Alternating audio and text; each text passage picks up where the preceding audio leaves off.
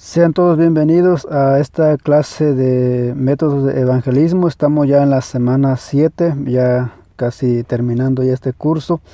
Y vamos a empezar con el capítulo 12, es lo que vamos a ver el día de hoy. Capítulo 12, la extensión de la iglesia. Y dice, como el primer punto, dice evangelismo y crecimiento de la iglesia. Eso es lo que vamos a ver en esta semana, o uno de los capítulos, uno de los puntos que vamos a tratar en esta clase.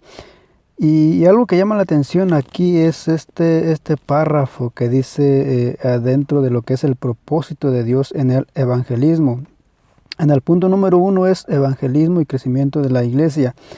Y dice en la página 171, propósito de Dios en el evangelismo. Podemos conocer el método y ser capaz de comunicarlo a la perfección, pero a menos que alcancemos a la gente para la cual está destinado, ¿para qué sirven todos nuestros conocimientos y nuestra habilidad?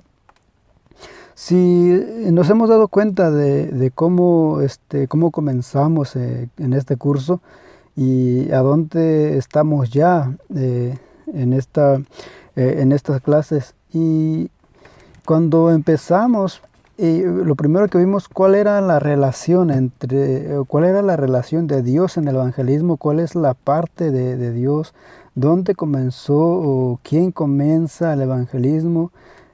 Y vimos de que el evangelismo en sí es un plan de Dios. El evangelismo no es iniciativa del hombre.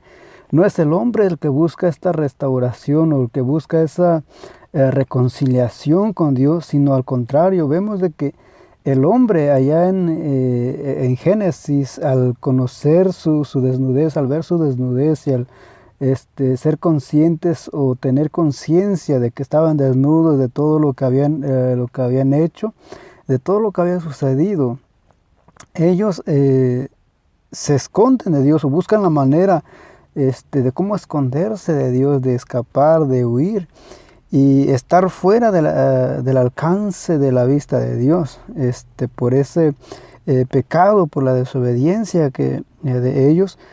Y entonces lo que vemos en el evangelismo, o lo que vemos en el hombre, es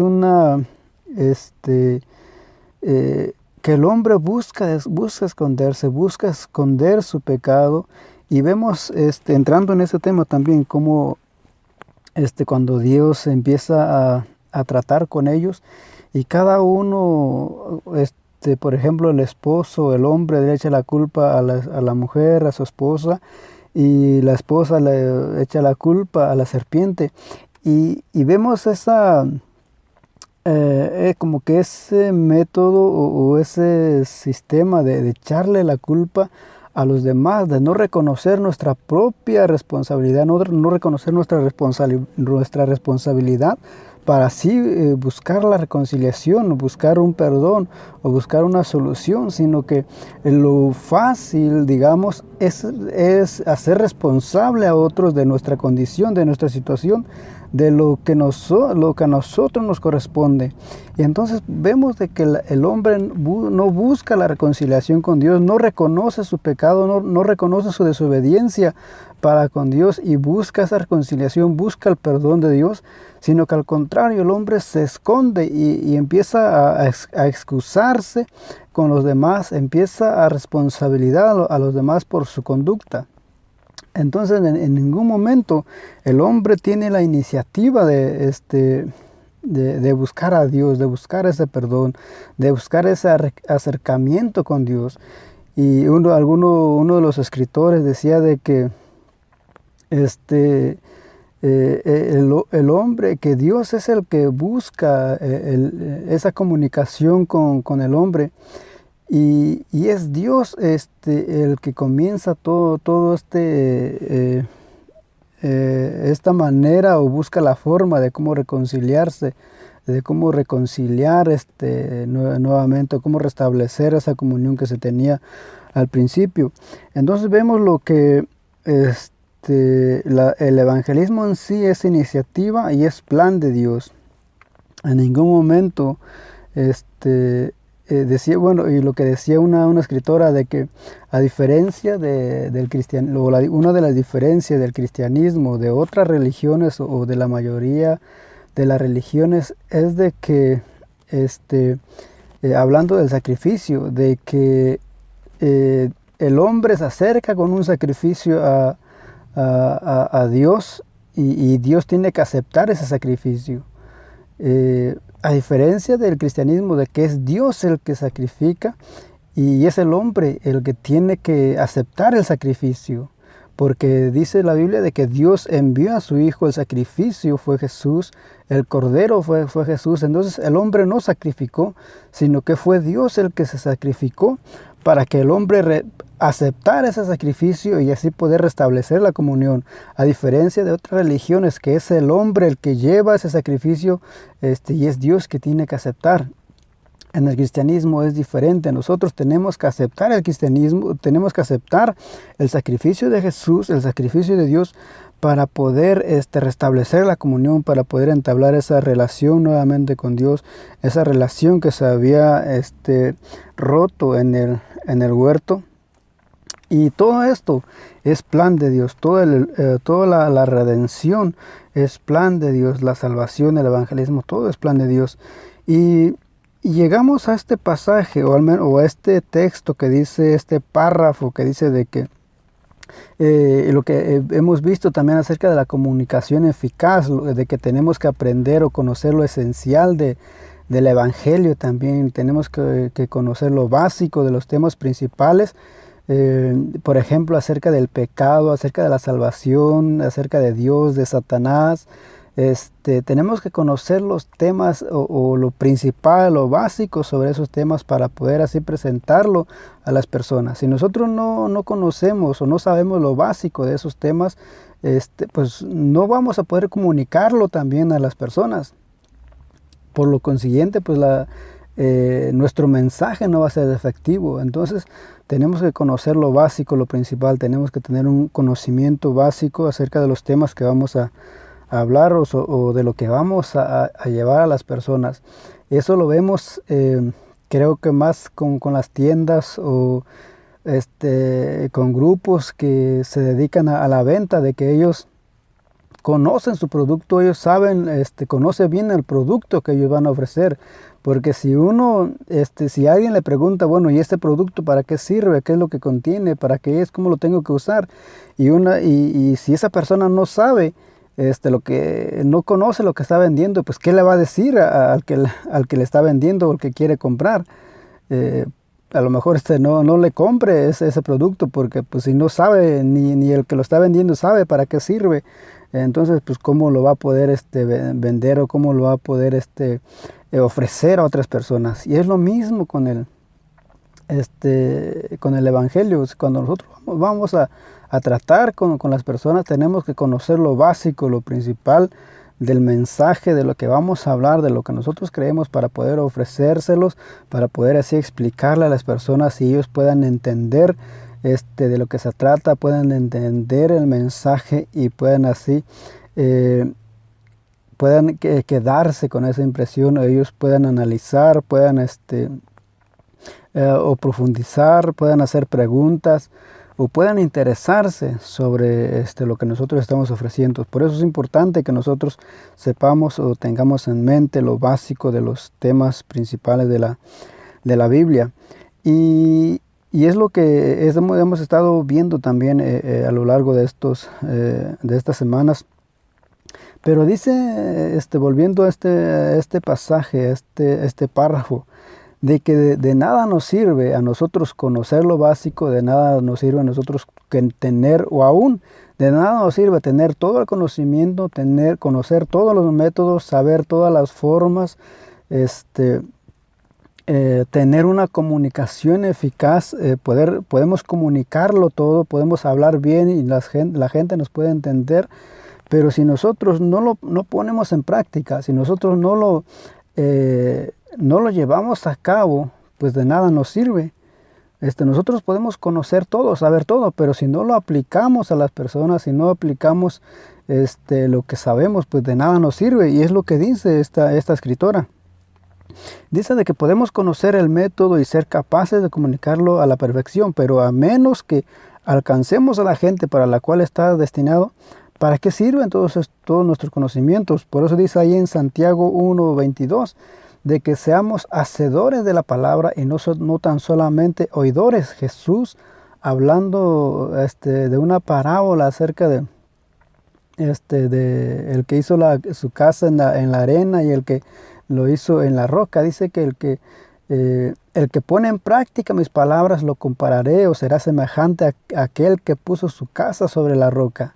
Y el que solamente lo oyó y no lo puso en práctica, pues es el que lo hizo en la arena. Por eso es importante no solamente tener el conocimiento, sino aplicarlo, llevar a cabo lo que hemos aprendido, lo que conocemos. Y eso es uno de los puntos que tratamos aquí en el libro, que trata la escritora en el libro. Y dice, ¿cuál es el propósito de Dios en el evangelismo? Y uno de los propósitos dice, el propósito de Dios en el evangelismo es la formación y el crecimiento de la iglesia. Y ahí vemos en la página anterior, la página 170, dice, está la cita de hasta lo último de la tierra, en Hechos 1:8, cuando Jesús asciende, cuando Jesús habla con los apóstoles que se esperen en Jerusalén, y dice de que me seréis testigos en Judea, en Samaria, en Jerusalén y hasta lo último de la tierra.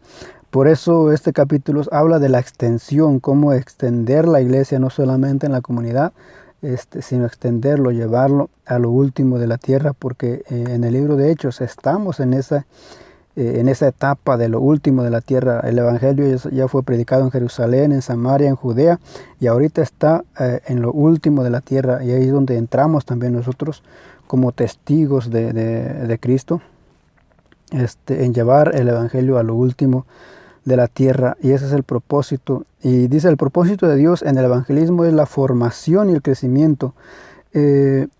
Uno de los objetivos que vimos también en la primera clase es de que uno de los objetivos es hacer discípulos, porque Jesús dijo, vayan y hagan discípulos. No solamente, volvemos a lo que decíamos al principio, no solamente escuchar o no solamente dar mensajes, sino el propósito se cumple cuando esa persona que ha sido evangelizada comienza a evangelizar. Ese es el propósito, ese es el objetivo de esta clase, que si nosotros le hablamos a una persona, esa persona le habla a otra persona y la otra persona le habla a otra persona. Entonces eso es hacer discípulos, y ese es uno de los objetivos de este curso. Dice, la iglesia crece cuando el testimonio de estos conduce a otros a una nueva vida en Cristo. La iglesia debe crecer geográfica, numérica y espiritualmente. Es importante, dice, que para que la iglesia crezca, nosotros tenemos que dar testimonio, testificar. Creo que ya hemos hablado sobre el dar testimonio y consejo. Hablamos en el capítulo, creo, anterior. Vamos a ver qué es lo que sí, hablamos ya en el capítulo anterior sobre el testimonio y consejo y la importancia de testificar. Es importante que la iglesia crezca geográfica, numérica y espiritualmente. En geográfica, pues dice de que a todo el mundo. En numérica, pues dentro de la iglesia es el propósito también. Uno de los objetivos de este proyecto es eso, que la iglesia crezca numéricamente. Pero lo más importante, y volvemos también a lo que es discipulado, lo más importante es que uno crezca espiritualmente, es el crecimiento espiritualmente, porque como dicen, o sea, nosotros podemos llenar también, nosotros podemos llenar la iglesia. Y escuchaba una frase que dice que de qué sirve o he visto iglesias llenas con personas vacías. Entonces de nada sirve que nosotros llenemos la iglesia o que la iglesia se llene. Podemos tener la iglesia más grande y llenar esa iglesia, pero si las personas que están en esa iglesia están vacías, pues de eso de nada sirve. Entonces creo que uno de los objetivos más importantes es crecer espiritualmente, aún creo que el apóstol Pablo o el apóstol Juan dice de que yo deseo que seas prosperado, así como prospera tu alma. Aún hablando de la prosperidad, o sea, es más importante que seamos prosperados espiritualmente y antes que ser prosperados materialmente. ¿Por qué? Y eso es interesante también. ¿Por qué Dios desea que seamos prosperados espiritualmente antes que ser prosperados materialmente?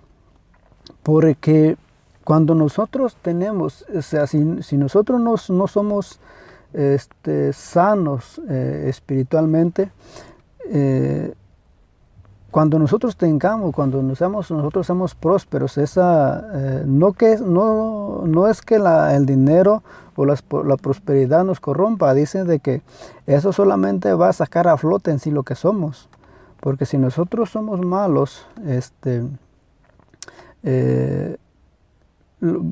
cuando Dios nos prospere, si hay amargura en nosotros, si hay codicia en nosotros, si hay ambición en nosotros y Dios nos llega a prosperar materialmente, pues vamos a usar esa riqueza o esa prosperidad tal vez para humillar a los demás o en lugar de ayudar a los demás con lo que Dios nos ha dado. Vamos a querer más y vamos a desear más, o va a haber más codicia en nosotros en ambicionar más.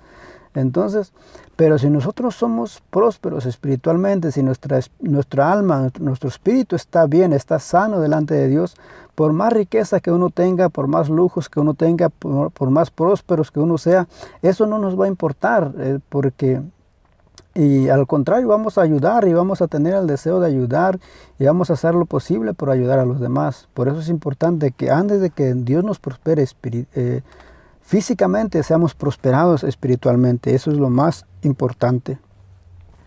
Dice en el inciso B, condiciones para el crecimiento. Es necesario plantar la semilla que corresponde en el lugar apropiado y utilizar los métodos correctos en el momento oportuno si desea buena cosecha.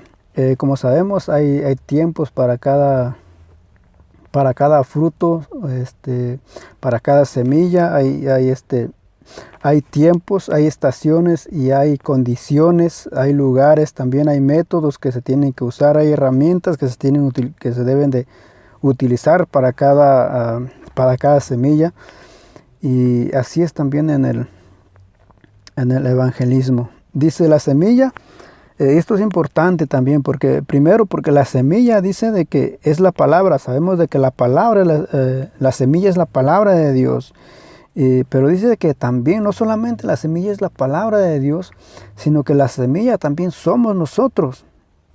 Dios nos ha plantado en el lugar que nosotros estemos. Dios nos ha plantado para que en ese lugar, en ese campo, en ese terreno, nosotros llevemos esos frutos. Una semilla, sabemos de que una semilla pues tiene que producir esos frutos. Entonces nosotros somos la semilla de Dios. Dios nos ha plantado en el trabajo donde estamos, en la ciudad donde estamos, en la comunidad, en el vecindario, en el barrio donde estamos. Dios nos ha plantado ahí para que nosotros en ese lugar produzcamos, en ese lugar llevemos frutos. Y eso es importante que nosotros lo tengamos en cuenta también, que nosotros somos la semilla de Dios. Dice el campo correcto. Debemos conocer, dice, el terreno a donde vamos a sembrar la semilla.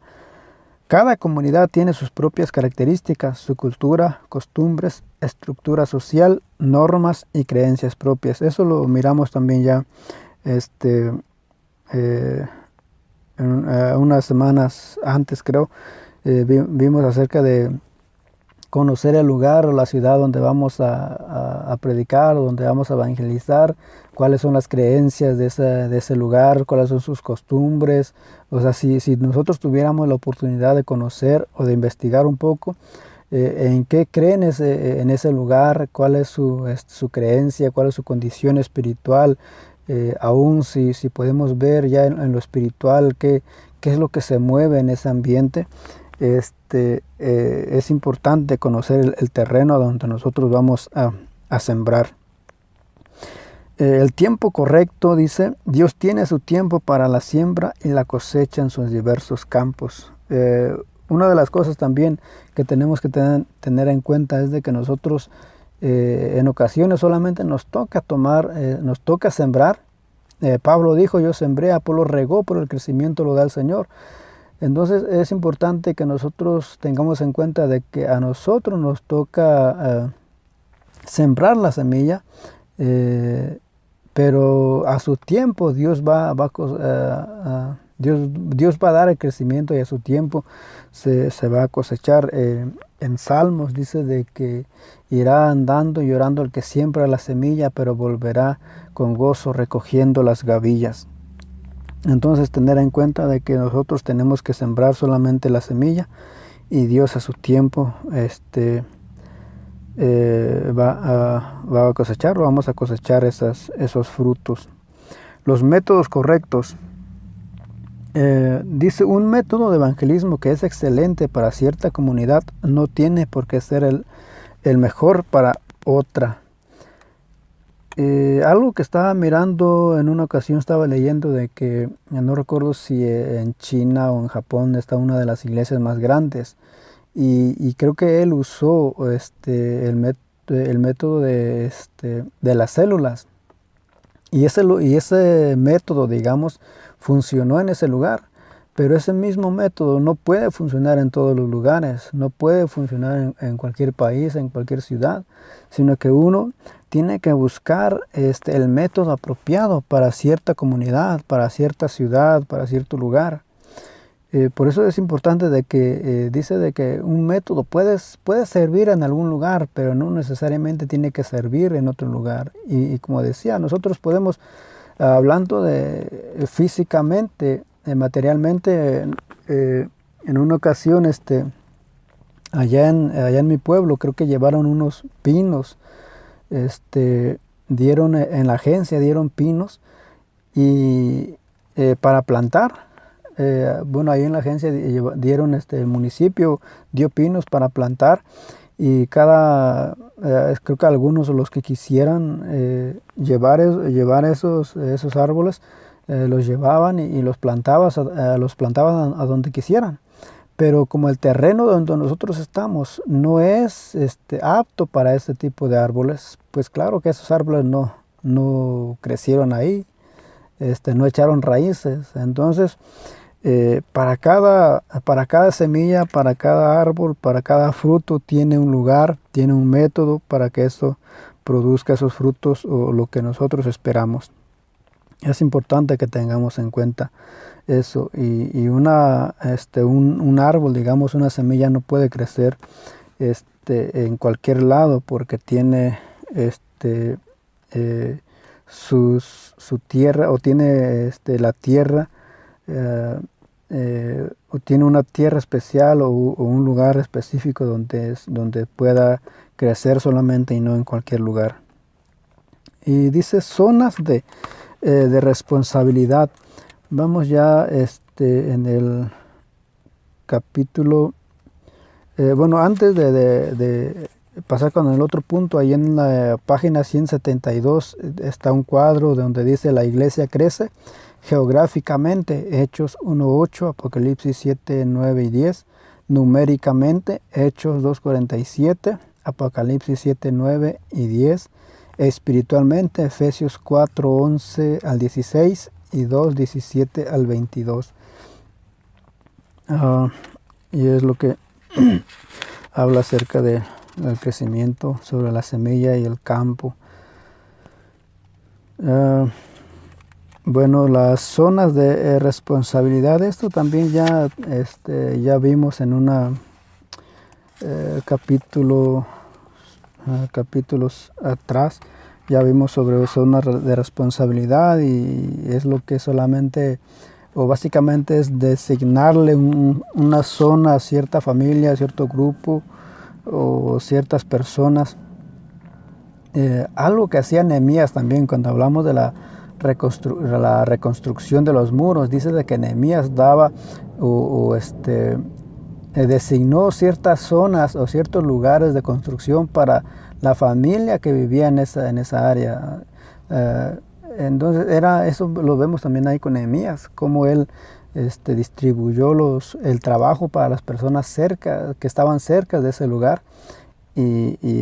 Hablando de zonas de responsabilidad y que puede funcionar o que se aplica también para el evangelismo, designar algunas zonas de responsabilidad para cierto grupo o familia.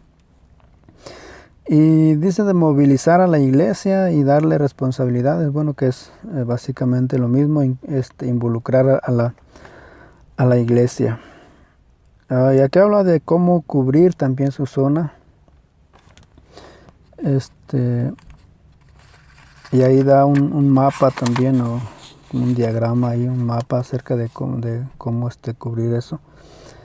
Dice cómo cubrir sus zonas.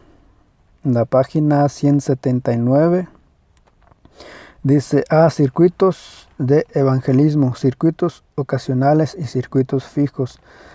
Creo que en una ocasión les contaba acerca de los pastores de allá de mi pueblo, cómo ellos están como a cargo, creo que de 5 iglesias o no recuerdo cuántas iglesias, y eso no están en un lugar o en el pueblo donde ellos pastorean, sino que esos son diferentes pueblos, y algunos están a media hora de camino o media hora en carro, a 1 hora, 2 horas. Entonces, pero ellos tienen, hablando aquí de circuitos ocasionales, ellos usan más, digamos, el circuito fijo, porque ellos, como que creo que ellos tienen ya los días, un día fijo que van a cierto lugar. Entonces, ellos tienen ya un circuito fijo, un camino trazado ya, los días fijos para visitar a cierta iglesia. Pero se puede usar lo que dice ahí, los circuitos ocasionales, que de vez en cuando a lo mejor pueden ir a otro lugar, o si les da tiempo, o cada mes ir a otro lugar. Dice reuniones al aire libre. La mayoría de las enseñanzas de Jesús fueron al aire libre, no dentro de una iglesia o templo. Cuando vemos digamos el método que usó Jesús, pues él no estaba dentro del templo, y no porque no hubiera templo. Habían sinagogas en aquel tiempo, habían lugares de reunión, pero él no se centraba, digamos, o al menos lo que vemos en 1 o 2 ocasiones que Jesús, o lo vemos de que dice de que iba al templo o iba a la sinagoga como era su costumbre, o en una ocasión que se levantó y leyó el libro, se le dio el rollo de Isaías. Pero cuando habla de evangelismo siempre lo vemos fuera, lo vemos en un monte, lo vemos cuando vemos ahí las bienaventuranzas. Y siempre lo vemos fuera del templo, fuera de la iglesia, fuera de las sinagogas en aquel tiempo, predicando allá en un barco, como decía, un barco prestado, o predicando en la casa cuando lo invitaban, allá con María, o con los fariseos a veces que lo invitaban. El trabajo de Jesús, el evangelismo de Jesús no era dentro de la iglesia. En este tiempo como que uno escucha de un evangelismo, de un evangelista, y siempre es dentro de la iglesia, en el templo, y en muchas ocasiones predicando o hablándole a la gente ya cristiana. Y Jesús no, Jesús se enfocaba. Por eso él decía de que los sanos no tienen necesidad de médicos, sino los enfermos. Jesús decía, yo vine a buscar y a salvar lo que se había perdido. Pero dentro de la iglesia, o sea, si ellos ya conocen, ellos ya saben qué es lo que hacen, entonces qué es lo que vamos a hacer dentro de una iglesia, o cómo enseñar, o cómo esperamos ganar almas dentro de una iglesia. Por eso lo importante es enfocarse. El trabajo está fuera de la iglesia, fuera del templo. El trabajo no está, podemos servir, y los dones y todo eso, podemos ponerlo al servicio de la iglesia, pero el trabajo, el salvar almas a donde Dios nos manda, es fuera de la iglesia. Por eso Jesús dijo, vayan y hagan discípulos a todas las naciones. Jesús nos manda fuera de la iglesia. Aún lo que la palabra iglesia es fuera, es sacar, eso, digamos, el trasfondo de iglesia es fuera, llevar afuera.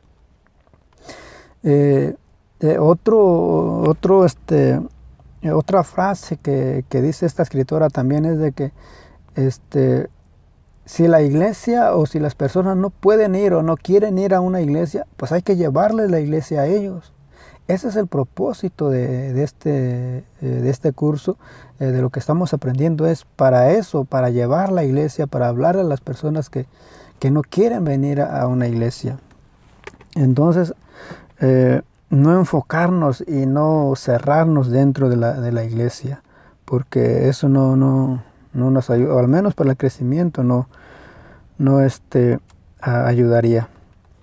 Reuniones, y para eso, hablando de las reuniones al aire libre, podemos hacerlo en los parques, en cualquier lugar. Por eso Jesús decía que vimos también creo que en la primera, segunda semana, de que los lugares de evangelismo de Jesús era un patio, una casa, un barco, un monte, una ladera. Por ahí era donde predicaba Jesús. Jesús no buscaba un templo o una sinagoga.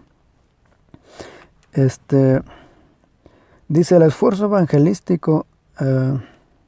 El esfuerzo evangelístico pentecostal no es la actividad profesional de los ministros, sino más bien responsabilidad y privilegio de todo creyente. Lo toma de un artículo, parece que escribieron, que les enviaron allá. Y es donde toma este texto. Dice de un artículo extractado de Avance Evangelístico en la América Latina por W. R. Reed, V.M. Monterroso y H.A. Johnson, El Paso, Casa Bautista de Publicaciones. De un artículo toman esto, de que dice: el esfuerzo evangelístico pentecostal no es la actividad profesional de los ministros, sino más bien responsabilidad y privilegio de todo creyente.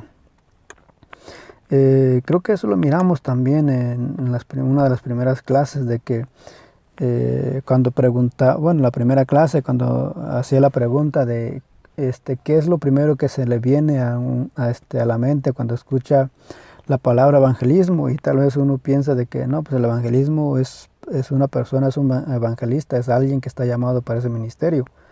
Pero a lo que hemos estado viendo y lo que la Biblia dice, que no es el trabajo, o que sí es trabajo de digamos, de un ministro, de alguien que esté llamado con ese don, con ese propósito, pero en sí el trabajo es de todos. El mandato, lo que dice ahí en Marcos, de que todos tenemos que evangelizar o dar testimonio, hablarle a las personas acerca de Jesús. Es trabajo de todo creyente. Aquí da unas recomendaciones para reuniones al aire libre. Dice: elija cuidadosamente la ubicación. Es importante escoger el lugar, cuál es el mejor lugar para hacer una campaña, para hacer una reunión, dónde se junta más gente, dónde podemos aprovechar más el lugar. Es importante elegir o buscar el lugar donde se va a hacer la reunión o el servicio al aire libre. Consiga los permisos necesarios. Es importante también eso, conseguir los permisos, tener permisos de las autoridades. En una ocasión que nosotros con los jóvenes hicimos una actividad, empezaron a llegar como 2 o 3 veces, llegaron unas patrullas ahí por el volumen que teníamos ahí en el sonido, y como no teníamos los permisos tampoco para estar ahí, porque el permiso no se sacó, porque el que estaba encargado, digamos, de sacar el permiso, lo traían de un lado para otro. Entonces al final, pues mejor lo hicimos así y ya no sacamos el permiso, y a causa de eso también tuvimos, no problemas, pero sí algunas dificultades con la policía. Entonces es importante sacar los permisos necesarios. Haga buen uso del equipo disponible, como hablando del sonido también, del volumen, y tener cuidado de todo lo que se va a ocupar en esa reunión. Identifique su grupo. Esto es bueno, creo que eso también es bueno, el tener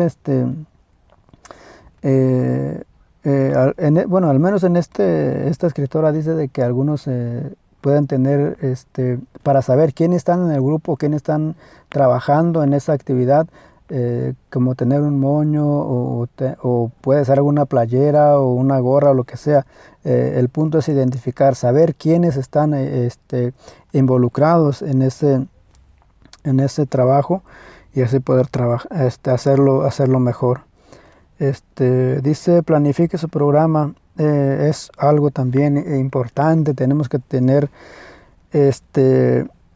planificado ya el programa. Muchas veces como que lo dejamos ahí hasta ver conforme vaya saliendo, conforme se vaya dando, pero no, es importante tener listo ya un programa. Dice, los creyentes deben hacer evangelismo personal con los de su propio sexo. Esto al menos no lo he mirado, que se haga así en las actividades. Al menos lo que nosotros hemos hecho no se ha tratado, sino que solamente se hace la reunión y cada uno, y pues a empezar a repartir tratados, a empezar a evangelizar o empezar a invitar a las personas a la actividad. Pero es importante, dice esta escritura, de que los hombres se dediquen solamente a los hombres, o a hablar con los hombres, a evangelizar, a dar tratados a los hombres, y las mujeres a las mujeres. Eso es interesante también, y es bueno poder hacerlo, tenerlo en cuenta. Dice, grupos de estudio y oración. Es una manera de cómo extender también, cómo extender la iglesia. Dice, muchos que no irían a la iglesia van a casa de un vecino y aún abren su propio hogar o oficina para un grupo de estudio sobre un tema de interés. Hay muchos que no les gusta, digamos, ir a una iglesia o se sienten como temerosos o raros, digamos, porque de hecho un amigo que invité en una ocasión me había dicho que se había sentido como raro en la iglesia. Entonces, tal vez no irían a una iglesia, pero sí irían a la casa de un amigo, a hablar temas de la Biblia, acerca de un estudio o platicar algunas preguntas, dudas, inquietudes que tengan. Sí irían a la casa de un amigo, de un vecino o de un conocido para tratar sobre ese tema. Entonces, es una forma de extender también la iglesia. Programa de la iglesia madre. Bueno, aquí hablando dicen, el evangelismo total, llevamos a la iglesia a la gente en lugar de esperar que toda la gente venga a una sola iglesia. Esto creo que hemos tratado también, al menos la idea que hemos expuesto nosotros con la radio, con el programa de radio que tenemos, es eso, de dar solamente el mensaje y de dar aún la dirección o la información de los pastores en este valle, no solamente traerlos a la iglesia donde nosotros estamos, sino que el objetivo es llevar el mensaje y que la gente asista a alguna iglesia, siempre y cuando sea una iglesia donde se predique la palabra de Dios. Ese es el mensaje. Por eso una de las frases que dice, creo, esta escritora, de que trabajamos para establecer, no trabajamos para establecer nuestro propio reino, sino el reino de Dios. O sea, nuestro trabajo es para establecer el reino de Dios, no para establecer nuestro propio reino. Y eso tal vez es uno de los problemas que hay en las iglesias, de que cada iglesia o cada pastor está trabajando para su iglesia, quiere que su iglesia crezca y que toda la gente vaya a su iglesia. Pero ese no es el propósito. Al fin de cuentas, las almas, todo es para Dios. La iglesia, hay una sola iglesia, y la iglesia es de Cristo. Entonces no podemos, digamos, abrirle la puerta o no. Tal vez haya un cierto egoísmo en uno, de que uno quiera que la iglesia nuestra se llene, y ese no es el propósito de Dios, sino que el propósito tiene que ser todo enfocado en Jesús, de que la iglesia o las personas se acercan a Jesús. Y eso lo puede hacer en cualquier iglesia, no necesariamente en mi iglesia o en la iglesia del otro, sino que acercarse solamente a Jesús, independientemente de la iglesia que vaya, pero como repito, siempre y cuando sea donde se predique la palabra de Dios. Esto es lo que dice el capítulo, básicamente lo que dice el capítulo 12